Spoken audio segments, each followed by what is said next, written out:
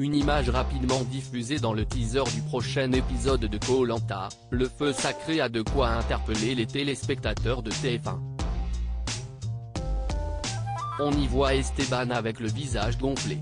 Vient-on d'assister au meilleur épisode de Koh-Lanta depuis le lancement de la saison du feu sacré?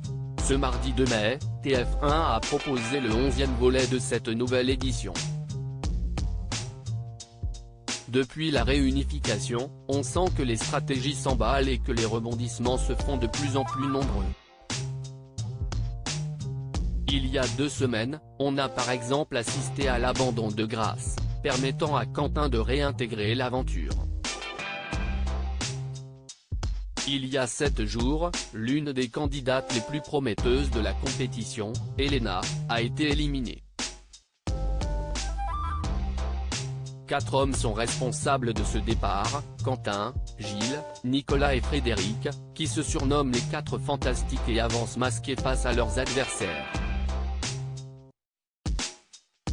Esteban apparaît avec 2 grosses poches sous les yeux dans Koh-Lanta, le feu sacré pourtant, ce mardi, le pacte masculin a volé en éclats grâce à l'ingéniosité des femmes de l'aventure.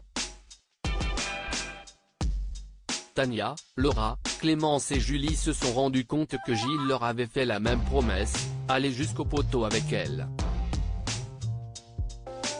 Avec seulement 3 places sur l'épreuve mythique de Koh-Lanta, difficile de tenir parole auprès de tout le monde. Pour avoir menti à ses coéquipières, le maraîcher a été éliminé. Quelques minutes plus tard, un détail a attiré l'œil des internautes.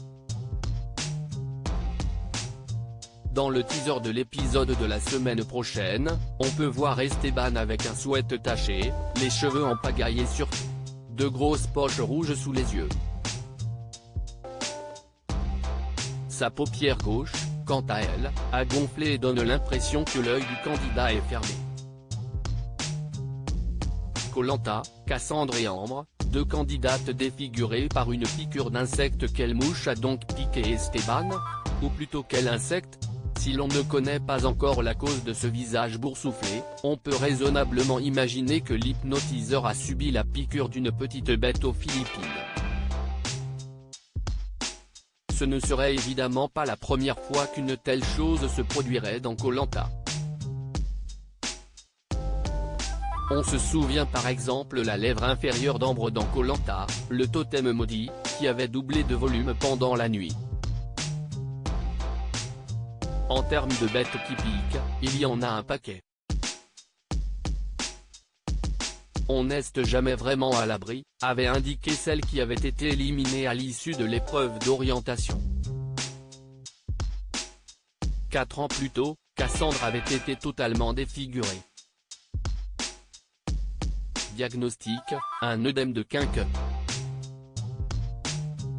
Heureusement, cette mésaventure n'avait pas porté préjudice à la candidate pour la suite de la compétition.